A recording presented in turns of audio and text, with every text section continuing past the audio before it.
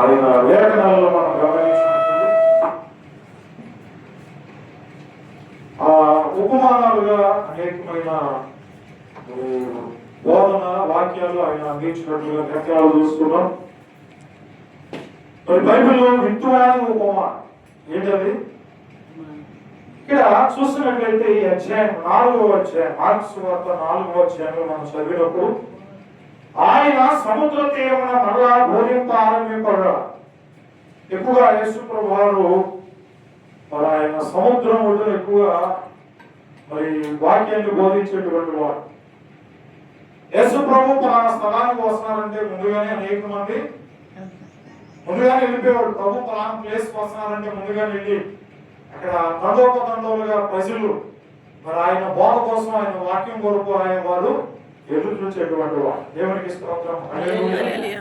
ఆయన మరి ఒక రోజు ఆయన సముద్ర తీరంలో మరలా బోధింప ఆరంభింపగా, వాక్యం ప్రారంభిస్తున్నారు బోధించడానికి. ఇలాగే ఆ రోజు అక్కడ ముందు పాటలు, అలాగే ఇలాగా మరి చక్కగా దేవుని సన్నిధిలో మరి వాక్యం కొరకు ఎదురు చూస్తున్నారు. ఆ రోజుల్లో కూడా అనేక మంది, వేల మంది. దేవునికి స్తోత్రం. హల్లెలూయా. అయితే ఆయన మరలా బోధింప ఆరంభింపగా మహాజన సమూహంలో ఆయన ఎదురు కూడి వచ్చినందున ఆయన సముద్రంలో ఒక దోణికి కూర్చున్నాడు. ఆ సముద్రం ఒడ్డంతా ప్రజలు కూర్చుంటే ఆయన ఎక్కడ కూర్చున్నాడట? సముద్రములో అనగా నీళ్ళలో ఒక దోణి ఉంటే ఆ దోణి మీదే, ఆ దోణి నీళ్ళలో కట్టేసి దాని మీద కూర్చున్నాడు. ఎందుకంటే అక్కడ ఆ నీళ్ళ ఒడ్డున నీళ్ళలో ఆయన కూర్చున్నాడు. నీళ్ళ ఒడ్డంతా ఎవరు కూర్చున్నారంట? ప్రజలు కూర్చున్నారు. దేవునికి స్తోత్రం. హల్లెలూయా. మరి నీళ్ళ ఒడ్డున కూర్చుంటే చల్లగా ఉంటుందా, వెచ్చగా ఉంటుందా? చల్లగా ఉంటుంది. దేవునికి స్తోత్రం. హల్లెలూయా. మరి వరకు వార్పులో ఉండవలసిన వార్పులో మీటింగ్ జరిగింది, పెద్ద సభ జరిగింది. స్పీకర్ సాక్షిపోయినప్పుడు భలే ఉందా ఇక్కడ వాతావరణం, పక్కనేమో నీళ్ళు వెళ్తా ఉంటే చల్లగా చక్కగా వాక్యం అంత బాగానే ఉండవు. రాను రాను రాను రాను గెలుపులు జరిగిపోయి అక్కడ అవి కూడా ఆగిపోయి ఇల్లు కట్టేసుకున్నా. ఆ నీరు అక్కడ వెళుతున్నప్పుడు ఎంత సమృద్ధి! నిజంగా ఆ ప్రాంతంలో ప్రభు ఉండడం ఎంతో ఆశీర్వాదం. దేవునికి స్తోత్రం. హల్లెలూయా. ఆ నీరు అంత చల్లగా వెళ్తున్నప్పుడు ఆ ప్రశాంతమైన వాతావరణంలో ప్రభు మాట్లాడుతుంటే ఆ మాట ఎలా ఉంటాయంటే చుట్టూ తీరిన దారుల కన్నా మధురమైనటువంటి మాటలు. ఎవరికైనా ఆ మాటలు వినాలని ఆశగా వచ్చి కూర్చునేవాడు. హల్లెలూయా. యేసు ప్రభు బోధ ఆరంభిస్తూ ఆయన చూడండి, బహుజన సమూహం ఎదురు కూడి వచ్చినందున ఆయన సముద్రంలో ఒక దోణికి కూర్చునేను. జనులందరూ సముద్ర తీరమున నేల మీద ఉండేది. సముద్రం ఒడ్డు నేల మీద కూర్చున్నారు. ఇక్కడ చల్లగా ఉంది, ప్రశాంతం ఉంది వాతావరణం. చాలా మంది ఇవరికి మేము మద్రాసు బైబిల్ కాలేజీలో ఉన్నప్పుడు కేపాల్ గారు కూడా సముద్రం ఒడ్డుని పెట్టేవాడు మెరీనా బీచ్ లో. మేము అందులో వాలంటీర్స్ కూడా చేసాం. రోజు 150 రూపాయలు ఇచ్చేవాడు ఆయన వాలంటీర్స్ మాట కేపాల్ గారు. ఆ పగలపూట ఏమో ఆయన వెళ్ళే చర్చికి వెళ్ళేవాడు. పగలపూట ఏమో సాయంత్రం పూట కదా సభలో, సాయంత్రం కూడా తెలుగు బాప్టిస్ట్ తెలుగు చర్చికి వెళ్ళేవాడు ఆయన. మేము వెళ్ళేవాడు. బాగా చక్కగా మాట్లాడేవాడు. కేపాల్ తెలుసుగా మీకు. దేవునికి స్తోత్రం. హల్లెలూయా. ప్రభునందు ప్రియమైనటువంటి వారా, చూడండి, జనులందరూ సముద్ర తీరం నేల మీద ఉండేది. ఆయన ఉపమాన రీతిగా చాలా సంగతులు వారికి బోధించవచ్చు. ఆయన వాక్యం చెప్తూ ఉపమానం ఏంటంటే తేలిగ్గా అర్థమయ్యేటట్టుగా ఆయన వాక్యాలు కొన్ని ఉపమానాలు చెప్పేవాడు. ఏంటంటే తప్పిపోయిన కుమారుడు, అది ఉపమానమే. ఒక వ్యక్తి సముద్రంలో వల వేసినప్పుడు వలయబడి చేపలు ఆ వల లాగి అందులో ఉన్నటువంటి చెత్త చెదారం చిన్ని చేపలు ఆయనకి ఇష్టమైన ఏమో తీసి కంపలు వేసుకుంటాడు, లేని పడేస్తాడు. అలా అదొక ఉపమానం. తర్వాత బుద్ధి కలిగినటువంటి వారు, బుద్ధి లేని కన్యకులు ఎంతమంది? వారు 5గురు, ఒక 5గురేమో పరలోకానికి వెళ్ళారు, 5గురేమో విడవబడ్డారు. కానీ అంటే వాళ్ళు పొరపాటు. ఇలాగా ప్రభు ఉపమానాలు చెప్పినప్పుడు వారికి అర్థమయ్యేది. ఓహో, ఆ వలలో వేయబడినటువంటి ఆ చేప నేను కూడా ఉంటే బాగుంటే, ఆ వల వేసినటువంటి ఆ వ్యక్తికి ఆ చేప నచ్చితే నన్ను కూడా ఎక్కడ వేస్తాడు? ఆయన దాంట్లో వేసుకున్నాడే గంపలో పడేసాడంటే ఏంటంటే నేను మంచిగా ఉండాలి అనేటువంటి ఆలోచన కొరకు వారికి అర్థమయ్యేటట్టుగా పరలోక రాజ్యానికి వారసత్వానికి కావలసినటువంటి ఉపమానాలు ప్రభు బోధించేటువంటి వాడు. దేవునికి స్తోత్రం. హల్లెలూయా. ఆయన మాట్లాడుతుంటే ఆ పిట్టలు కోలాహలం అలా ఆలకించే పిట్టలు అంటే అంత చక్కటి వాక్యాలు ఆనాడు ప్రజలు వినడానికి వచ్చేవాడు. కొంతమంది అంటే ప్రభు దగ్గర స్వస్థత ఉంది కాబట్టి రకరకాలైన వ్యాధులు అయినటువంటి వాడు, విరోచనాలు, వాంతులు, కాళ్ళు నొప్పులు, కీళ్ళ నొప్పులు, చేతుల నొప్పులు, మూతుల నొప్పులు, ఆ నొప్పులు, ఈ నొప్పులు కలిగిన వాళ్ళు, తర్వాత రకరకాల వ్యాధులు, చాంద్ర రోగం, కుష్టి వ్యాధి, తర్వాత రకరకాలైన వ్యాధులు అందరూ ఎక్కడికి వచ్చేవాడంటే యేసే దగ్గరికి వచ్చేవాడు. హల్లెలూయా. అప్పుడు యేసు ప్రభు ఆయన వాక్యం అవగానే వెళ్ళి వారిని ఏం చేసేవాడట, ఏ చేతులు ఇచ్చి ప్రార్థన చేసుకోవడం, అద్భుతాలు జరిగాయి, స్వస్థత జరిగాయి. ఆయన ఇక్కడ వాక్యం ప్రకటిస్తున్నాడు, ప్రకటిస్తూ బోధిస్తూ ఒక విద్వాని ఉపమానం బోధిస్తున్నాడు. దేవునికి స్తోత్రం. హల్లెలూయా. ఏంటంటే నేను చదువుతాను.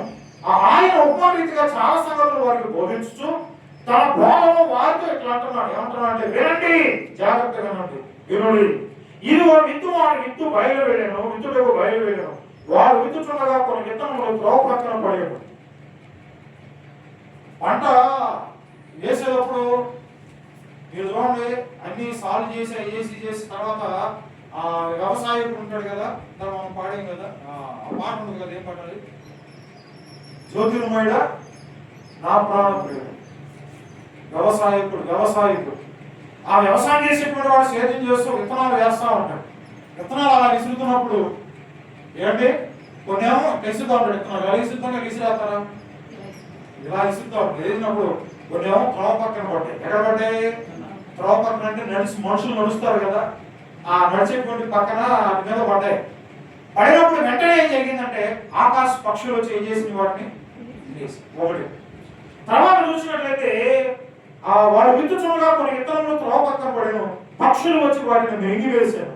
కొన్ని చాలా మనులేని రాతి నేలను పడేను, అక్కడ మను లోతుగా ఉండనందున అవి వెంటనే మొలిచెను గాని సూర్యుడు ఉదయింపగానే అవి మాడి వేరు లేనందున వెళ్ళిపోయాను. ఎక్కడ పడ్డాయంటే రెండో విత్తనాలు, కొన్ని ఏమో త్రోవ పక్కన పడ్డాయి, పక్షులకు వెళ్ళిపోయినాయి. కొన్ని విత్తనాలు ఏమో రాతి నేల మీద పడ్డాయి. రాతి నేల మీకు తెలుసా ఎలా ఉండదు? రాతి నేల ఎండుకోవడం కాదు, అంతా రాయే. ఆ రాయి మట్టి ఉంటేనే మొక్క లోపలికి వెళ్తారు. కొన్ని చెట్లు రాయితో కూడా వెళ్ళిపోతాయి. ఏంటి, మర్రి చెట్లు, రావి చెట్లు ఉంటాయి చూసారా, వెళ్ళిపోతాయి. ఇళ్ళ మీద కూడా ఉంటా ఉంటాయి. మా ఇంటి సెంటర్లో చూసా ఒక ఇల్లు, ఆ ఇంటి మీదే గోడ మీదే పెద్ద చెట్టు ఎంత కొమ్మ అయిపోయింది. వాళ్ళు నరకపోతే ఇల్లు కూడా ఏమైపోతే చెట్టు అయిపోతుంది, వృక్షం అయిపోతుంది. చూడండి, రాతి నేల పడినటువంటి విత్తనాలు ఏమైనాయి అంటే, ఎప్పుడైతే రాతి నేల మీద పడ్డాయో ఆ రాతి మీద ఉండటం వల్ల ఆ ఎండపాటు ఎక్కువైపోతుంది. మట్టి కంటే రాతి మీద ఎక్కువ ఎండ తగిలిందా, మట్టి మీద తగిలిందా? రాతి మీద తగిలటం వల్ల ఆ విత్తనాలు ఏమైపోయినాయి, ఎండిపోయి మాడిపోయి మశానం అయిపోయి చచ్చిపోయి. రెండోది. తర్వాత చూసినట్లయితే కొన్ని మొండ్ల పొదల్లో పడ్డాయి. మొండ్ల పొదలు ఎరిగి వాటిని అణిచివేసిన కనుక అవి ఫలింపలేదు. కొన్ని విత్తనాలు కూడా మనం కూడా ఏదైనా చిక్కుడుకాయ పాదులు, దాస పాదులు వేసేటప్పుడు పక్కన కోళ్ళు నేను భయపడిపోతాం. కోళ్ళు పందికొక్కులు వచ్చి తింటాయని మనం ఏం చేస్తామంటే ఆ విత్తనాలు వేసి చక్కగా పాదు తీసి చక్కగా సాడు చేసి విత్తనాలు వేసి దాని మీద ఏం చేస్తాం, చేపం చెట్టు కంప తీసుకొని చేసేస్తాం. ఇప్పుడు ఏమవుతుంది అంటే ఈ చెట్టు విత్తనాలు మొక్కలు వస్తాయి, అబ్బా సంతోషపడతాం. అవి కొంచెం పెద్ద అవుతాయి, ఈ సైజు అవుతాయి. అయినప్పుడు పైన ఏం తగ్గుతూ ఉంటాయి, ముళ్ళు తగులుతూ ఉంటాయి. అప్పుడు ఏం చేస్తాం, మనం ఏం చేస్తాం, తెలుగులో ఆ ముళ్ళు తీసేస్తాం. తీసినప్పుడు చెట్లు ఏమవుతాయి, చక్కగా ఎదుగుతాయి. కానీ ఇక్కడ ఏం జరిగిందంటే ఆ విత్తనాలు వేసినప్పుడు ఆ ముళ్ళు చెట్లు పెరిగినాయి, ఇక ఆకులు చక్కగా వచ్చినాయి. ఇట్లా ఎగుతూ ఉంటే ఏం గుంచుకుంటాయి, ముళ్ళు గుంచుకుంటున్నాయి. ఆ ముళ్ళు గుంచుకోవడం వల్ల ఆకులు ఇరిగిపోయి, కాళ్ళు ఇరిగిపోయి, చివరన అంకురం కూడా ఇరిగిపోయి ఏమైపోతాయి, చచ్చిపోయి. ఇవి 3 సందర్భాలు ప్రభువు చెప్తున్నాడు. తర్వాత చూసినట్లయితే కొన్ని మంచి నేలలో పడేను, అవి మొలిచి పెరిగి ఫైరై ఏమైనాయంట, 30 60 100. ఇప్పుడు మీకు అర్థమైందా వాక్యం? ఫస్ట్ ఎక్కడ పంట విత్తనాలు వేస్తే వ్యవసాయకుడు వేసాడు విత్తనాలు, అక్కడేమో కొన్ని త్రోవ పక్కన పడ్డాయి. ఏమొచ్చి తినేసి ఆకాశ పక్షులు వచ్చి తిన్నాయి. రెండో విత్తనాలు వేసినప్పుడు ఏం జరిగింది, రాళ్ళ మీద పడింది. మట్టి లేదు కాబట్టి, లోతు 27 ఏళ్ళు ఎరలేదు కాబట్టి చచ్చిపోయింది. మూడోది ఏంటి, మొండ్ల పొదల్లో కొన్ని చోట్ల మొండ్ల కంపలు ఉంటాయి. సైడ్ అప్పుడు మనం ఊర్లు వెళ్తా ఉంటాయి. వాటి మీద చిన్న కాకరకాయ చెట్లు వేస్తాం. మీరు ఎప్పుడైనా చూసారు, ఇంకొంతలో కాస్తాయా, ఇంకొంతే కాస్తాయా? కారణం ఏంటి, అవి బలం లేదు, ఎదుగులేదు, ఫలించే అనుభవం లేదు. మూడోది ఏంటంటే మొన్న పదులు. నాలుగోది చూస్తే మంచి జ్ఞానం పడినప్పుడు ఆ విత్తనాలు ఏమైనాయంట? ఫలించినాయి. దేవునికి స్తోత్రం. హల్లెలూయా. ఎన్ని అంతులు అంటే మొట్టమొదటిగా 30 అంతులు, రెండోది 30 తర్వాత ఎంత? 30కి 30 యాడ్ చేస్తే 60. ఇక డైరెక్ట్ గా 100 అంతులు. హల్లెలూయా. ఎవరు చెప్తున్నారు ఈ మాటలని? యేసు ప్రభు అక్కడ ఆ సముద్రం ఒడ్డున కూర్చున్నటువంటి ప్రజలతో ఆయన దూరం మీద కూర్చొని వీలు లేని పరిస్థితుల్లో కూడా అక్కడ ఆయన ప్రకటిస్తున్నప్పుడు ఆ మాటలు వారు మీవలే శ్రద్ధగా వింటున్నారు. దేవుడికి స్తోత్రం. హల్లెలూయా. ఎందుకని దేవుని వాక్యం వినాలంటే ఆ వాక్యం మనం బ్రతికిస్తుంది. బాధల్లో మనకి నెమ్మదిని. అందుకని కీర్తనలో ఒక మాట ఉంది కదా, ఏమంటాడంటే కీర్తనలో మొదటి కీర్తనలో యెహోవా ధర్మశాస్త్రం అనుసరించి నిర్దోషంగా నడుచుకున్న వారు ధన్యులు. హల్లెలూయా. యెహోవా ధర్మశాస్త్రం మీద ఆధారపడి దాన్ని అనుసరించి నడిస్తే మనం ఎప్పుడు నిర్దోషమే, దోషులము కాదు, ఎవరో పాపులు కాదు, అందరూ పరిశుద్ధులే. దేవునికి స్తోత్రం. హల్లెలూయా. ఆ వాక్యం ఆదియందు వాక్యం అను, వాక్యం దేవుని యందు, వాక్యం ఎవరై ఉన్నారు? యేసయ్య. ఆ వాక్యమే యేసయ్య ఉన్నాడు కనుక ఆ యేసయ్యను మన హృదయంలో చేర్చుకోవాలంటే మనము నిలబడాలి, ఆయనకు లోబడాలి, ఆయన మాటకు లోబడాలి. ఇక్కడ వేసినటువంటి ఆ విత్తనాలు ఎన్ని రకాల అనుభవాలు కలిగి ఉన్నాయి? వేసిన విత్తనాలు ఒక రకమే, కానీ ఆ పడినటువంటి అనుభవాలు ఏంటంటే 4 రకాలు. ఒకటి త్రోవ పక్కన, రెండోది మూడోది నాలుగు ఎక్కడ? దేవునికి స్తోత్రం. హల్లెలూయా. ప్రభువు కూడా మనం ఏ విధంగా ఉండాలంటే మంచి నేల వలె ఉండాలి. మంచి నేల పడిన విత్తనాల వలె మన హృదయాల్లో ఈ వాక్యం నీరు కట్టి ఫలింపజేయాలి, అభివృద్ధి చెందాలని ప్రభు కోరుతున్నాడు. ఒకసారి దేవునికి స్తోత్రం చెప్తాం. హల్లెలూయా. మనం కిందకు చదువుకుంటుంటే వినులకు చెవులు గలవాడు వినుగాక. ఇప్పుడు నుంచి మీరు జాగ్రత్తగా, వినుటకు చెవులు గలవాడు వినుగాక అంటే అర్థం ఏంటంటే, ఒరే పిచ్చోడారా, మీరు చెవులు ఎలా పడేసుకోవద్దు, ఎక్కడ పడితే ఎటు పడతాడు మీ ఆలోచన ఉంచొద్దు, దేవుని వైపే ఉంచండి. హల్లెలూయా అని సంఘములతో ఆత్మ చెప్పు మాట చెవిగలవాడు ఈ రోజుల్లో వినాలి. జాగ్రత్త. ఒకవేళ వినలేదా, ఆయన మాట వినకపోతే మనకు దొరికేది కాదు. ఇప్పుడు నుంచి మనం స్టోరేజ్ చేసుకోవాలి ప్రతి మాట. రాబోయే దినాల్లో, జరిగే దినాల్లో దేవుని మాట వినేటువంటి అవకాశము ఉండకపోవచ్చు పరిస్థితులను బట్టి. ఇది నీకు మిక్కిలి అనుభవమైన. చూడండి ఏమంటాడంటే, వినుటకు చెవులు గలవాడు వినుగాక. అంతటా ఒంటరిగా ఉన్నప్పుడు 12 మంది శిష్యులతో ఆయనతో చుట్టూ కూడిన ఉండిన వారు ఈ ఉపమానం గురించి ఆయన అప్పుడు దాకా అడగా, ఆయన మాట చెప్పేశాడు కదా, ఆయన ఏకాంతం కూర్చున్నప్పుడు శిష్యులందరూ ఆయన చుట్టూ వచ్చి కూర్చొని, అయ్యా నువ్వు ఉపమానం చెప్పావు కదా, దీనికి అర్థం ఏంటి మాకు చెప్తావా అని ఎవరిని అడిగారు? శిష్యులు యేసు ప్రభుని అడిగారు. అడిగినప్పుడు ప్రభు చెప్తున్నాడు ఏమంటున్నాడంటే, చూడండి, ఆయన ఒంటరిగా ఉన్నప్పుడు 12 మంది శిష్యులతో కూడా ఆయన చుట్టూ ఉండేవారు ఈ ఉపమానం గురించి ఆయన అడిగారు. అందుకు ఆయన, దేవుని రాజ్యం మర్మములను తెలుసుకునుట మీకు అనుగ్రహింపబడి ఉన్నది. హల్లెలూయా. ఇందులో ఉన్న సత్యం ఏంటో మీకే, ఎందుకంటే మీరు సమస్తాన్ని విడిచిపెట్టి వచ్చారు. అక్క చెండ్రుడను అమదములైనను వారందరూ మీరు విడిచిపెట్టి వచ్చేసారు కాబట్టి అవేదో మీకే లభిస్తాయి. చెప్పకుండా ఉండమో చెప్తా, ఆ మర్మం మీరే తెలుసుకోవాలని ప్రభు ఎవరితో చెప్తున్నారు ఈ మాట? శిష్యులతో చెప్తున్నాడు. చూడండి అక్కడ ఏమంటాడంటే, అందుకు ఆయన, దేవుని రాజ్యం గురించి తెలుసుకుంటే మీకు అనుగ్రహింపబడినది, కానీ వెలుపల ఉండేవారు ఒకవేళ దేవుని వైపు తిరిగి పాప క్షమాపణ పొందుదురని వారు చూచుడికైతే చూచియు, కనుగొనక వినుటకైతే వినియు, గ్రహింపక ఉండుటకు అన్ని ఉపమానరీతిగా వారికి బోధింపబడుచున్న వారి వారితో చెప్పు. ఆ బయట ఉన్నటువంటి వారికి మీరైతే అన్నిటికీ అర్హులే, ఆ మర్మములు మీకు సంబంధించినవే, మీరు తెలుసుకోవాలి. కానీ బయట ఉన్నటువంటి వారు ఏం చేస్తున్నారంటే, వారు వినటానికి వింటున్నారు, చూడటానికి చూస్తున్నారు, కానీ వారు గ్రహించలేకపోతున్నారయ్యా. ఈ ప్రజలు అలాగే ఉన్నారు, ఈ లోకం అలాగే ఉంది. ఎలా ఉన్నారంటే, వెలుపట ఉన్నవారు అనగా మందిరానికి బయట ఉన్నటువంటి వారు ఒకవేళ దేవుని వైపు తిరిగి పాప క్షమాపణ పొందుదరని ఒకవేళ పొందుతారేమో, ఇప్పుడు కానీ అవకాశం ఉంది పాప క్షమాపణ పొందుతారని. ఆ తర్వాత వారు చూచుడికైతే చూచియు వారే చూస్తున్నారు, వినటానికి బాగా వింటున్నారు, కనుగొనుటకు బాగా కనుగొంటున్నారు, వినియు గ్రహింపలేక ఉండుటకును అన్ని వారికి వారికి బోధింపబడుచున్నామని వారు వినాలని, వారు రక్షించబడాలని, వారి గురించి అనేక రకాలైన ఉపమానాలు వారికి బోధించబడతానే ఉన్నాయి. దేవుడికి స్తోత్రం, హల్లెలూయా. సువార్త ప్రకటించబడలేదా? ప్రపంచంలో అన్ని ఎక్కడ చూసినా సువార్త, ఎక్కడ చూసినా సువార్త వినిపించట్లేదా? టీవీలో కూడా సువార్త, ఎక్కడ లేదండి సువార్త. బయటికి వెళితే అక్కడ సువార్త, ఇక్కడ సువార్త. ఆ అనుకూలమైనటువంటి పరిస్థితులు దేవుడు మనకి ఇచ్చాడు, లేకుండా లేదు. అదే చెప్తున్నాడు శిష్యుడితో. ఆ తర్వాత అంటాడు చూడండి, మరియు ఈ ఉపమానం మీకు తెలియలేదా? అలాగైతే ఉపమానమని మీకు ఎలాగో తెలియని విత్తువాడు వాక్యం విత్తుచున్నప్పుడు, అంటే అక్కడ వ్యవసాయకుడు అన్నాడు కదా, ఎక్కడెత్తాడు? పొలం ఇస్తాడు, పొలంలో కదా. ఇక్కడ ఏంటంటే ఆ వాక్యం ఎక్కడెత్తబడుతుందంటే దేవుని సన్నిధిలో. హల్లెలూయా. ఆయన దేవుడు ఆత్మ ఉన్నాడు కనుక దైవజనుల నుండి ఆయన వాక్యం విత్తుతున్నప్పుడు ఆ వాక్యం ఎక్కడ పడుతుందంటే చూడండి, విత్తువాడు వాక్యం విత్తుచున్నాడు, త్రోవ ప్రక్క ఉన్నవారు ఎవరనగా వాక్యము వారిలో విత్తబడును గాని వారు వినిన వెంటనే సాతాను వచ్చి వారిలో విత్తబడిన వాక్యాన్ని ఎత్తుకెళ్ళిపోతారు. దేవుని వాక్యం వినపడతా ఉంటుంది కదా, వింటా వాక్యం కానీ వెంటనే ఏం చేస్తున్న వాటిని విడిచిపెడతాం. మనం విడిచిపెడితేనే, అక్కడ ఉంటేనే, ఖాళీ ఉంటేనే విత్తనాలు వచ్చి ఎవరు తీసుకెళ్తున్నారు? ఆకాశ పక్షులు తినేస్తున్నాయి. ఇక్కడ ఎవరు తీసుకెళ్తున్నాడు అంటే సాతాను కూడా వచ్చి మింగేస్తున్నాడు.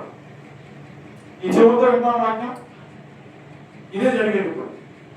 అంటే అక్కడ పక్షులు ఎత్తుకెళ్ళబడటం అంటే ఏంటంటే అక్కడ అది లోకానుసారంగా తీసుకొచ్చి అది ఆ లోక సంబంధమైన ఒక పంట పొలం గురించి తీసుకొచ్చాడు. ఇక్కడ చూస్తే అది ఎవరంటే ప్రభు అయిన యేసుక్రీస్తు వ్యవసాయకుడు. ఈ లోకం అనే పంట, ఈ పంటలో విత్తనం వేస్తున్నప్పుడు కొన్ని గురుగింజలు కూడా పడ్డాయి. ఏమన్నాయంట? గోధుమలుగా గురుగులు విత్తినవాడు ఎవడు? ఆ విత్తినవాడు ఎవడంటే సాతానుడే.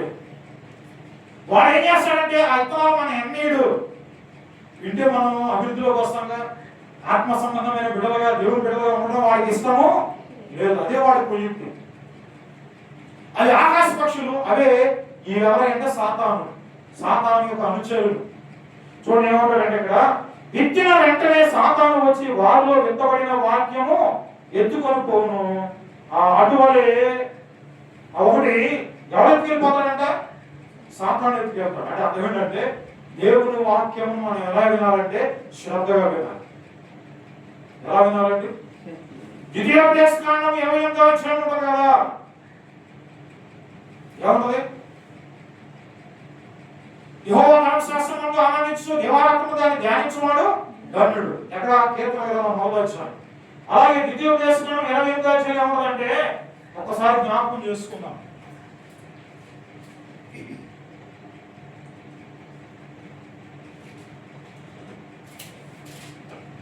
నీవు నీ దేవుడైన యెహోవా మాట శ్రద్ధగా విని నేను నీకు ఆజ్ఞాపించిన ఈ ఆయన ఆజ్ఞని అనుసరించి నడిచిన యెడల నీ దేవుడైన యెహోవా భూమి మీద ఉన్న సమస్త జన్మ కంటే నేను హెచ్చించును. హల్లెలూయా. ఆయన మాట వింటే ఏమవుతామంట? భూమి మీద శ్రద్ధ, అత్యధికమైనటువంటి కృప కలిగినటువంటి వారుగా ఆయన భూమి మీద ఉన్నతమైనటువంటి స్థితిని మనకు ఆయన పోతున్నాడు. హల్లెలూయా. అయితే ఈ విత్తబడినటువంటి విత్తనాలు ఆ త్రోవ పక్కన పడినప్పుడు, అనగా మన జీవితాల్లో కూడా మనం మన హృదయాల్లో వేసుకోకుండా వాటిని విడిచిపెడితే, పట్టించుకోకపోతే, ఆ విత్తనం ఎక్కడపడిపోతే వ్యర్థమైపోతుంది. వ్యర్థమైపోవడం వల్ల నీ బ్రతుకు వ్యర్థమైపోతుంది. దేవునికి అయిష్టమైనటువంటి జీవితం జీవిస్తాం, దేవునికి పనికిరానటువంటి స్థితి. నీవు అభివృద్ధిలోకి రావాలి, నూరంతర ఫలాభివృద్ధి పొందాలంటే ఆ విత్తనాలు ఎక్కడ పడాలంట? హృదయం. చెప్పే కదా, లూదియా అనేటువంటి సహోదరి కూడా పౌలు భక్తుని మాటలు వింటూ ఆమె దగ్గర ఉన్నటువంటి ఆ బోధ, ఆ యొక్క తట్టం చూసారా, అమ్మేటువంటి ఆ యొక్క పొడి, ఆ బొట్ట పక్కన పెట్టేసేసి ఇక నా దాంతో పని లేదు. ఎవరి మాటలు వినాలి? దేవుని మాటలు వినాలి. దేవుని మాటలు రుచి ఉంది, దేవుని మాటలో శక్తి ఉంది, యేసయ్య మాటలో జీవం ఉన్నది. హల్లెలూయా. నీ మాట చాలయ్యా, నీ చూపు చాలయ్యా, నీ తోడు చాలయ్యా, నీ నీడ చాలయ్యా. అదే చాలయ్యా. ఇంకేమన్నా అవసరమా? అంతకన్నా సంతోషమైన ఉందా? ఇంకా సంతోషకరమైన ఏమైనా ఉన్నాయా? ఇంకేమైనా అనుభవించవలసిన ఉన్నాయా? ఏమీ లేవు, ఏమి అక్కర్లేదు రావు. నీ మాట అయ్యా, నీ మాట ఉంటే చాలు. మనుషులు కొట్టే వలన మాత్రమే కాదు కానీ దేవుని మాట నుంచి వచ్చిన ప్రతి మాట వలన మనుషులు ఏమవుతున్నాడు? ఈ దినము మనం బ్రతికున్నామంటే యేసయ్య మాట. హల్లెలూయా. నీ వాక్యమే నన్ను బ్రతికించెను, బాధలలో నెమ్మదినిచ్చెను, కృపాశక్తి దయాశక్తి సంపూర్ణుడా, వాక్యమై ఉన్న యేసు వందనమయ్యా. హల్లెలూయా. చూడండి, విత్తువాడు వాక్యం ఇస్తున్నప్పుడు వారిలో విత్తబడిన వారిని వారు వినిన వెంటనే సాతాను వచ్చి వారిలో విత్తబడిన వాక్యాన్ని ఏం చేస్తాడా? ఎత్తుకెళ్ళిపోతుంది. అందుకని మాస్టర్ గారు చెప్తారు, అమ్మా జాగ్రత్త ఉండండి, నిద్రపోవద్దు, వెళ్ళిపోకుండా. దేనికంటే దైవజనుడు అంత కష్టపడి వాక్యం చెబుతుంటే ఆ విత్తబడినటువంటి విత్తనాలన్నీ ఎవరు తీసుకెళ్ళిపోతారు? సాతాను. ప్రయోజనం ఉందా? లేదు. కనుక చూడండి, విత్తబడిన వాక్యం ఎత్తుకో. అటువలే రాతి నేలన పడిన వారే ఉండగా వాక్యం విని సంతోషం అంగీకరించువారు, అయితే వారిలో వేరు లేనందున కొంతకాలం వారు నిరుతులు గాని వాక్యము నిమిత్తము శ్రమయను హింసయను కలగగానే వారు అభ్యంతరపడరు. రెండవ విత్తనాలు ఎక్కడ పడ్డాయంట? రాతి నేల. అనగా దేవుని యొక్క సన్నిధిలో దైవజనుడు వాక్యం అందిస్తున్నప్పుడు ఏమండి కొన్ని విత్తనాలు ఎక్కడ పడ్డాయి? రాతి నేల. అంటే చూడండి, ఇక్కడ ఏమంటాడంటే రాతి నేలలో విత్తబడినటువంటి వారు ఎవరనగా వాక్యములు వింటారు బాగానే సంతోషంగా, మాస్టర్ గారు భలే చెప్పారు రోజు వాక్యం, బాగుందయ్యా, బాగుంది వాక్యం. ఫోన్లో కూడా ఈ న్యూస్ బాగా వస్తాయి, కారణం ఏంటంటే వాక్యం బాగుంది, బాగానే చెప్పారు. నువ్వు విన్నావా? వినవా? ఆ విత్తనాలు ఆ రాతి నేల మీద పట్టడం వల్ల ఏమైందంటే ఏరు లోపలికి వెళ్ళలేదు కాబట్టి ఏమైపోయి ఎండ తగిలినప్పుడు మాడి మశానం అయిపోయింది. అలాగే ఈ ప్రజలైనటువంటి వారు కూడా రాతి నేల పడిన విత్తనాలు ఎవరన్నా వాక్యం విని సంతోషంగా అంగీకరిస్తారు, బాగానే ఉంటుంది. కానీ అయితే వారిలో వేరు లేనందున కొంతకాలము వారు పిలుస్తారు. అమ్మా మన నామ కనపడలేదు, ఎక్కడుంది? పలానా చర్చకి వెళ్తున్నాయా? అలా చర్చకి కారణం ఏంటంటే ఆమె ఏమి లేదు, ఆత్మీయ వేరు లేవు, ఆత్మీయ ఎదుగుదల లేదు, అభివృద్ధి లేదు. ఆ ఎండగా తగిలినటువంటి ఆ విత్తనాలు ఏ విధంగా మారిపోయిందో వీళ్ళ బ్రతుకులు కూడా అంతే. వెంటనే పలానా పలానా అక్కడ అడిగితే అయ్యా పలానా వస్తుందంటే అయ్యా ఇది వరకు వచ్చేదా ఇప్పుడు రాట్లా, వేరే చోటగా ఉంది, దొంగల తిరుగుతూ ఉంటాం. ఒక్క చోట స్థిరం లేదు. కారణం ఏంటంటే విత్తనాలు వేరు లేదు, నీలో స్టామినా లేదు, బలము లేదు, వాక్యములో ఉండట్లేదు, వినట్లేదు. కనుక ఎవరిని నీలో బలం లేకపోవడం వల్ల నీలో ఆ అభివృద్ధి లేదు. నేను చెప్పా మంటిదే నంచుకోవడం చెప్పి పెట్టా, 3 సంవత్సరాలు పడి పిలుచుకొని అలాగే ఉంది. కారణం ఏంటంటే ఆ ఏరుకు రాళ్ళు తగిలి ఆగిపోయింది, ఎదుగుదల లేదు. నిదానంగా ఏరు సైడ్కి వెళ్ళింది, ఇక మూలోకి వెళ్ళింది. చెట్టు ఎంత అయింది తెలుసా? ఇప్పుడు ఎంత అయింది? అంచూరపు చెట్టు ఒకటి నాటెను ద్రాక్షవనమందు, పూతాలేదే పిందాలాదే పచ్చని ఆకులతో నిండే. ఏమైందంటే అలా అలా ఉంటాయి, కాయలు ఎంత పొలంలో తీయ ఉంటాయి. ఎంత గొప్ప. మన ఆత్మీయతలో కూడా అభివృద్ధి లేకపోతే ఎలా అంటే చర్చికి ఆ ఎదురు గవర్నమెంట్ ఎంత ఎక్కువ మంది అని అయిపోయాడు, ఎంతమంది లేరు. అయ్యా ఈ రోజు మా ఇంటికి బంధువులు వచ్చారు, అయ్యా కొంచెం వాళ్ళు చూసుకోవడానికి రాలేకపోతున్నాను, ఒక్క పెట్టావు. నిజంగా నువ్వు దేవుని సన్నిధిలో ఉంటేనే నీ అభివృద్ధి, నీ వేళ్ళు ఆత్మీయ వేళ్ళు ఎక్కడికి వెళ్తాయి అంటే భూమి లోపల చొచ్చుకుపోతాయి. నీ అభివృద్ధి ఎలా ఉంటుందంటే ఫుల్, అంటే ఎలా ఉంటుందంటే అంటే 3 పూలు 6 కాయలు, సమృద్ధి సమృద్ధి సమృద్ధి. కనుక ఇక్కడ అయితే వారిలో వేరు లేనందున కొంతకాలం వారు నిలుతురు కానీ వాక్యం నిమిత్తం శ్రమ అయినను. వాక్యం నిమిత్తం ఏంటంట? కొంచెం ఎండ పెరిగిందయ్యా, మాస్టర్ గారు లేట్గా స్టార్ట్ చేస్తున్నారు, ఎండ వచ్చేసింది అని కొంతమంది అనుకుంటూ ఉంటారు. కొంతమంది మనం ఎవరలే కానీ బయటికి, కొంతమంది చర్చిలో ఏసీ కావాలయ్యా మాస్టర్ గారు, ఏసీ చూడండి, ఏసీలు పెడతారు చర్చిలు, సొంతంలో ఏసీలు వాళ్ళకున్న స్తోమతను పెట్టి పెట్టారు. కింద చర్చిలో రెండు కొనిచ్చారు, అవి లోపల ఉన్నాయి. మరి బయట పరిస్థితి ఏంటంటే పెద్ద పెద్ద కోడలు ఇచ్చారు మన వాళ్ళు. ఇప్పుడు ఏసీ పెట్టడం వల్ల జరిగేది ఏంటంటే నువ్వు దేవుడు వాక్యం ఏమో మామూలుగానే నిద్రపోతా ఉంటాం. ఇక వాక్యం ఈ సర్వధనానికి ఏమవుతుంది? ఇంటి దగ్గర ఏసీ ఉండదు. అప్పుడు అనుకుంటాం కదా చర్చికి రాను బయలుదేరతారు. కాసేపు వెళ్ళి ఎక్కడ కూర్చోవచ్చు, ప్రశాంతంగా ఉండదు, నిద్రపోవచ్చులే, మన అయ్యగారు అడగలే అనేవాళ్ళు లేదా? ఉన్నారు. కనుక చూడండి, ఈ కడవ దినాలు వారు ఎలాంటి వారు అంటే ఎండ తగిలితే చూడండి ఏమంటారు అక్కడ, చూడండి వాక్యం నిమిత్తం శ్రమ అయినను చూసేపు ఉన్నామా పర్లేదు, వాక్యం అవుతుంది ఉండరు వినబుద్ధిగా. వారి ఒంటి మీద ఏం పోతా ఉంటాయి, క్షేమం ఎప్పుడు వదిలి పెడతారా, ఇంటికి వెళ్ళి పోవాలనుకుందామా, ఎప్పుడే పోదాం, ఎప్పుడు వదిలేస్తారా అని ఆలోచన ఉండేవాళ్ళు చాలా మంది ఉన్నారు. అలాంటి వాళ్ళు ఎలాంటి వారు అంటే ఆ విత్తనాలకి ఏం తగిలింది, ఎండ తగిలింది, ఉన్నాయే రాడి మీద పడి విత్తనాలు, ఈ ఎండ తగిలే పడి సొరమని పడి ఉంటాయి మాడిపోయి. చూడండి శ్రమను హింసను కలగగానే వారు అభ్యంతర పడతారంట.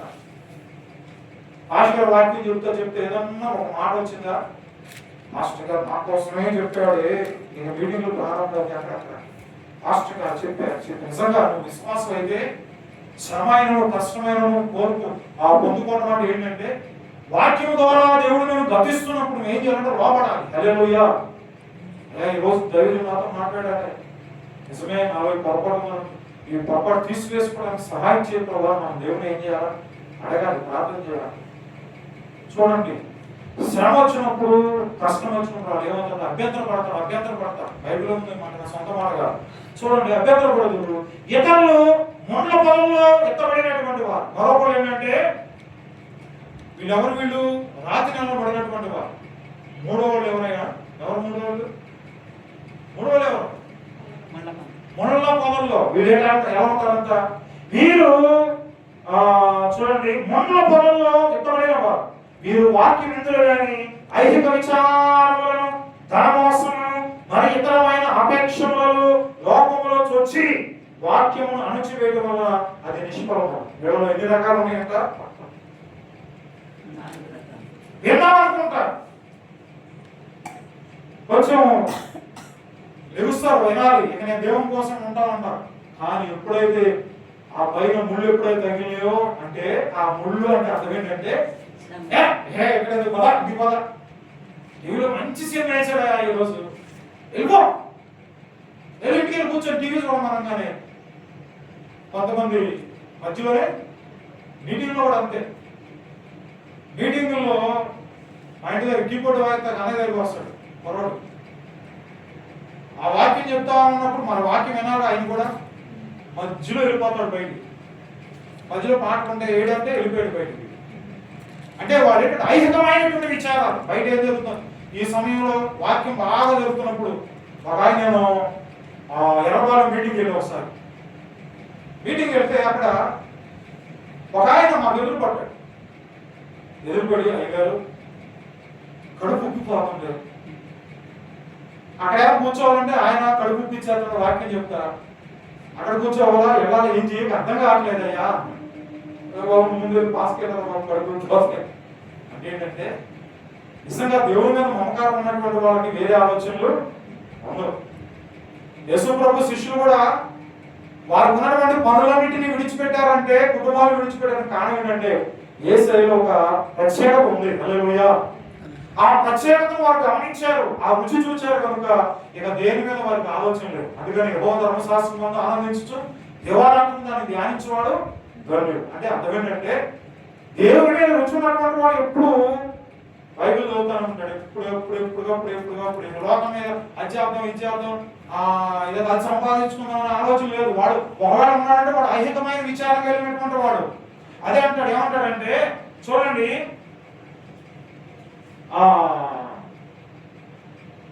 ముందులో పోదు,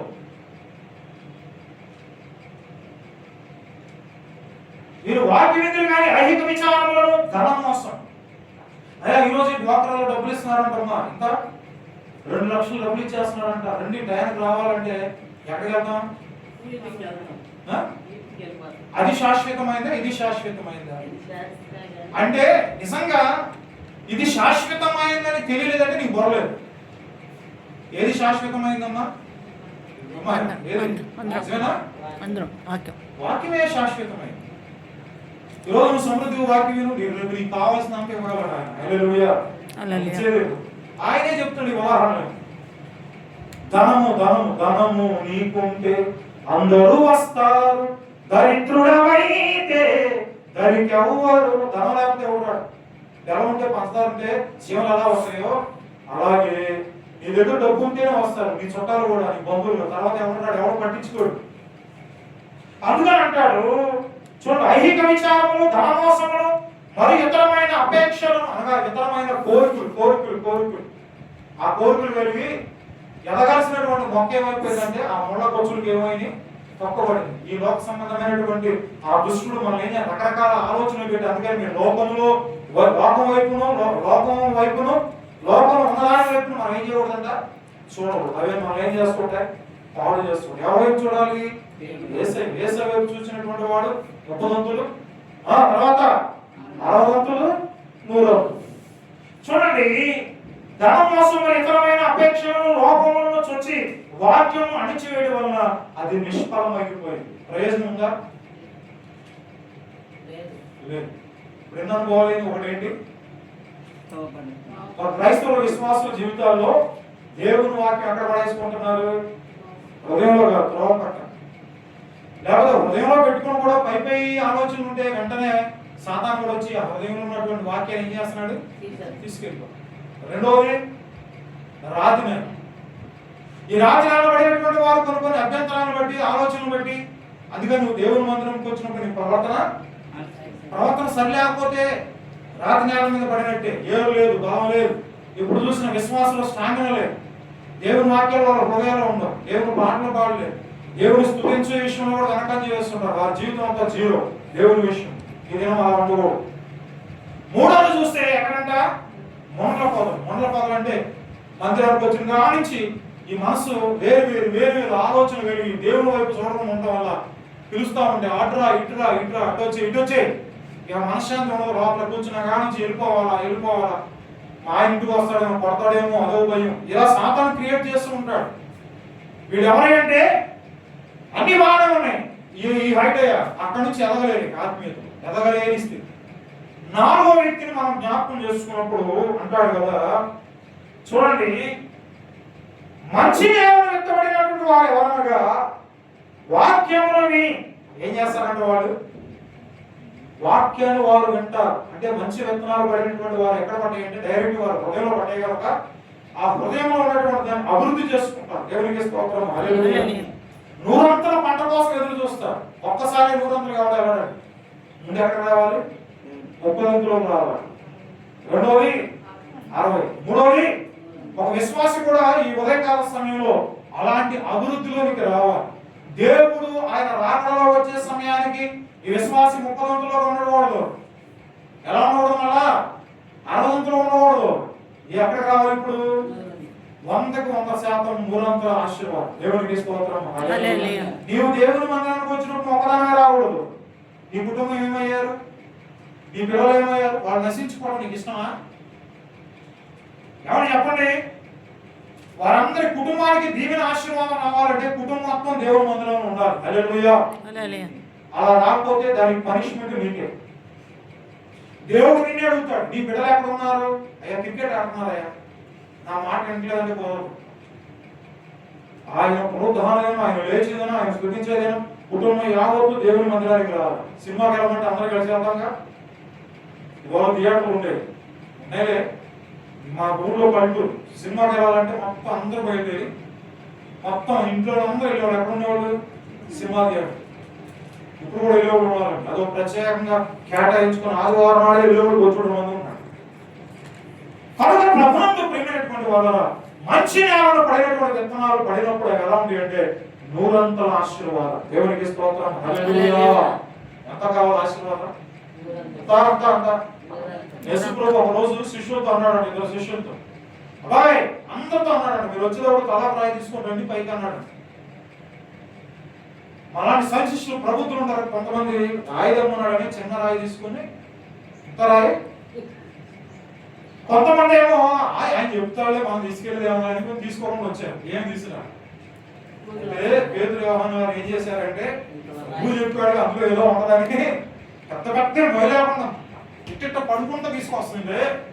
వాళ్ళు అన్నారంట, రేపు పిచ్చి వెళ్ళాడు కానీ పని ఏం లేదా, ఏంటి చేసేది ఏమండి, కష్టపడి ఇబ్బంది పడుకుంటా ఎక్కడికి వెళ్ళారు? ప్రభు చెప్పింది ప్రదేశానికి వచ్చారు. ప్రభు అందరూ మీ రాళ్ళన్నీ రొట్టెలో ఉందాక దేవునికి స్తోత్రం. ఈ పేతురు వ్యవహారం రాళ్ళు ఎంతలాగేది రొట్టెలు ఆశీర్వాదం. ఊరంతల ఆశీర్వాదం ప్రభుత్వం ఉంటే ప్రభు చెప్పిన మాట కన్నవాడు ఊరంతల ఆశీర్వాదం. మేమేమంటే అన్ని ఆర్బిత్రే, అన్ని అక్కడిపోతా ఉంటాయి. ఏమండి కష్టపడి తీసుకొస్తాం, నేనంతా కష్టపడి తీసుకొచ్చి జేబులు వేయగానే జేబుకి ఏముంది ఉన్నాయా పోయినాయా అంటే అర్థం ఏంటంటే మనం అన్ని 10,000 20,000 50,000 వస్తాయి డబ్బులు. దేవుడికి ఇవ్వకుండా మన ఇష్టానుసారంగా జీవిస్తాం. నేను దేవుడు మొత్తం ఇవ్వమంటా, అందులో ఇచ్చేది దేవుడికి ఇవ్వాలి. తీసుకొచ్చి మొత్తం మనం ఎంజాయ్ చేస్తాం. ఆ సంచులు ఏంటంటే అర్థం ఏంటంటే ఏదో బలహీనతలో ఏయో ఏమైపోయినాయి అన్ని కూర్చోబెట్టుకుపోయింది. అయ్యా ఎంత సంపాదించినా నాకేమవుట్లా ఏమవుట్లా కాలం దానికి నువ్వే. మంచి నేలలో విత్తనం పడినటువంటి విత్తనం ఏమంటారు చదవండి. మంచి నేలలో విత్తనమైనటువంటి ఆ వాక్యం విని దానిని అంగీకరించి 30 100 60 ఫలించు వారని చెప్పారు. కనుక ఈ 3 అనుభవాల్లో 4 అనుభవాల్లో ఏ అనుభవం శ్రేష్టమైందంటే మంచి నేలను పడినటువంటి విత్తనం. ఆ మంచి నేలను పడినటువంటి విత్తనము ఇప్పుడు ఎలా ఉంటుందంటే బలంగా ఉంటుంది. హల్లెలూయా. ఆ విత్తనం చచ్చును. ఆ విత్తనాలు వేసి యజమానులు కూడా విత్తనాన్ని గ్రేడ్ చేస్తాడు, మంచి గ్రేడ్. ఈ మధ్య కొన్ని విత్తనాలు వచ్చింది, వాడు పంట వేసి పండిస్తున్నారు. 5 కేజీలో లేకపోతే ఎన్నో ఉంటాయి, అది 590 రూపాయలు. దాని పేరు భావన రైస్ అని. అవి షుగర్ వాళ్ళు బాగా తినేయచ్చు, ఆహారం ఎక్కువ తినవచ్చు. షుగర్ కంట్రోల్ అవుతుంది అన్నమాట. షుగర్ అని మరి అటు నుంచి వచ్చి ఇప్పుడు ఉండేటువంటి పంట, రైతు ద్వారా ఉన్నటువంటి పంట ఏమయ్యేదంటే ప్రతి ఇంటికి ఉండేది ఏంటది ఎరువు. ఎరువులు ఏం చేసే పేడ వేసి అవన్నీ తీసుకెళ్ళి ఎక్కడ వేసేవాళ్ళు చేయలేరమ్మా. ఇళ్ళ దగ్గరే ఉంటారు, పక్కన ఖాళీ స్థలంలో పెద్ద తుప్ప అంటారు వేసేవాళ్ళు. అది తర్వాత ఎంత దెబ్బ ఒక రోజు వచ్చినప్పుడు దాన్ని అమ్ముకోవడం కానీ ఆ ఎరువు పొలాల్లో పొలంలోనే తీసుకెళ్ళి అక్కడక్కడ కుక్కలు పెట్టి నీళ్లు పెట్టేస్తే సాళ్ళకి పంట వేస్తే పండేది బలమైన బలం. ఇప్పుడు అది లేవు, అన్ని కోసేసారు, లేవు అన్ని తినేసేసారు, లేవు మొత్తం అయిపోయింది, ఏమి లేదు. ఎక్కడ చూసినా గొడ్లే కనపడదు. అన్ని ఇతర దేశాలు వెళ్ళిపోయింది, ఎక్స్పోర్ట్. అప్పుడు పంటలు ఏం వేస్తున్నారు ఇప్పుడు? యూరియా. ఏంటిది? యూరియా. సూపర్. ఈ కొట్ట వల్ల ఏమైందంటే అయితే పంట తిన్న మనిషి ఏమయ్యాడు? అలా ఉన్నవాడు అప్పుడే మోకాలు నొప్పులు, కాళ్ళు నొప్పులు, కీళ్ళ నొప్పులు, చేతుల నొప్పులు, ఆ రోగాలు ఈ రోగాలు, కళ్ళు క్లియర్గా జయపాలి పాటికి బాగా నీట్గా చూడాల్సిన వాళ్ళు ఏం చేశారు మొన్న? ఏంటంటే తినే ఆహారం బట్టి ఏమైపోయింది? పవర్ తగ్గిపోయింది. అదో లేకుండా ఎంతమంది ఇక్కడ అదో లేదా? మీకున్నామా? మీకున్నా కదోడు తలనొప్పుతాయా? సరే, ఏదో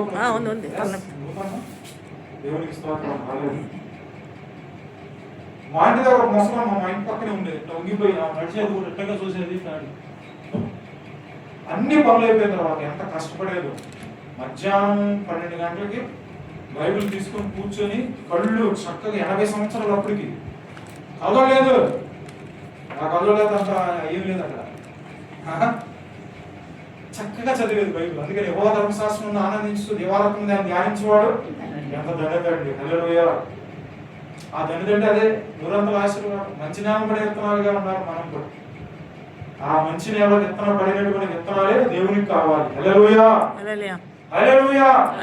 ఆ విత్తనం నీవునైనా ఇవ్వాలి. ఈరోజు చచ్చు విత్తనాలు కొట్టడానికి వీలు లేదు. నూరంతల ఫలాభివృద్ధి కలిగి నూరంతల ఆ దేవుని యొక్క కృపను పొందుకునేటువంటి వారిగా మనం ఉన్నప్పుడు, ఆయన రాకడలో వచ్చినప్పుడు ఎవరైతే నూరంతల ఆశీర్వాదాలు నూరంతల కృప కలిగి ఎవరైతే ఉన్నారో వారిని రమ్మని తీసుకెళ్తారు. ఎక్కడికి? పరలోకమే నా అంతఃపురం చేరాలనే నా తాపత్రయాలు తీసి పక్కన పెట్టు. తాపత్రయాలు ఆశలు ఉంటే కాదు, నెరవేర్చాలి. దేవుని యొక్క వాక్యాన్ని నెరవేర్చాలి. నెరవేర్చినటువంటి వారికే పరలోకం. నాకు పరలోకం కావాలని ఒకసారి దేవునికి స్తోత్రం చెప్పాను. హల్లెలూయా. హల్లెలూయా. కొంతమంది చెప్పట్లేదు మా వద్దా పరలోకం అందరికి కావాలి. అప్పుడు అన్నాం పరలోకానికి కావాల్సిన వాళ్ళు దేవునికి స్తోత్రం చెప్తాం. హల్లెలూయా. మా వద్ద వాళ్ళు దేవునికి స్తోత్రం చెప్తాం. లేదంటే కాలేదు. పరలోకానికి వెళ్ళాలంటే ఈ ప్రభు చెప్పాడు చూసారా, ఆ 3 క్వాలిటీస్ తీసేసారు ఉన్నోడు. మనం ఏంటిది ఒకటే చెప్పండి. ఎక్కడ పడే ఇత్తనాలు ఎవరు తీసుకెళ్లారు? పక్షులు సాతానుగా తీసుకెళ్లాడు. రెండోది రాళ్ళలో ఎవరు తీసుకెళ్లారు? దాన్ని వాళ్ళ ఆలోచనలు, చూపులు, తలంపులన్నీ లోకం మీద దేవుని ఎదుగుదల లేదు, ఎండిపోయి మాడిపోయి అక్కడ ఉండరు. ఎక్కువ కాలం తిరుగుతా ఉంటారు అటు. మూడోది మళ్ళీ పాతలు ఏమైంది? అవి మొక్కగా అభివృద్ధికి వచ్చింది, కానీ ఆ కంచెలు అనగా ధనం మీద, ఐహిక మీద, వాటి మీద, అన్నిటి మీద మమకారం ఉండబట్టి అవన్నీ ఏం చేస్తున్నాయంటే కూర్చో ఎక్కడికెళ్తారని ఇంటికాడ కూర్చో అంటారా? ఇంటికాడ అంతమంది యజమానులు రాని ఇంటికాడ అన్నగౌరవం ఎక్కడికెళ్తారు మనవాడు అంటే వీటిని బట్టి మనం ఏమయ్యామంటే ఇంకా అణగదొక్కబడినటువంటి వారు. నిజంగా ప్రభు దగ్గరికి వస్తే ప్రభువు ఇచ్చేటువంటి ఇత్తనాలు ఎలాంటివి అంటే అది శ్రేష్టమైనవి, బలమైనవి, బంగారు రాసుల కన్నా, అపరంచి మేడల కన్నా విలువైనటువంటి దేవునికి స్తోత్రం. హల్లెలూయా. ఈ దినము ఆ విత్తనం అనేటువంటి యేసయ్య మన ప్రభువులో ఏం చేయాలి? డెవలప్ చేసుకోవాలి. 30 అంతుల నుంచి పైకి వెళ్ళాలి, కిందకు రాకూడదు. 30 అంతులు దూరం, 60 అంతులు దూరం. అప్పుడు మన జీవితంలో పుష్కలంగా, సమృద్ధిగా మన కుటుంబాలు ఆశీర్వదించి కట్టాలి. మన కుటుంబాల్లో ఏలు పెట్టి చూపించేవాడు ఎవరు లేడే. కారణం ఏంటంటే ఇది దేవుని వల్ల కలిగినటువంటి ఆశీర్వాదం. హల్లెలూయా. హల్లెలూయా. ఆశీర్వాదం ఈ దినం మనందరికి దేవుడు అనుగ్రహించుకునుగాక. ప్రార్థన చేసుకుందాం. ప్రియులు చిన్న ప్రార్థన చేస్తాం.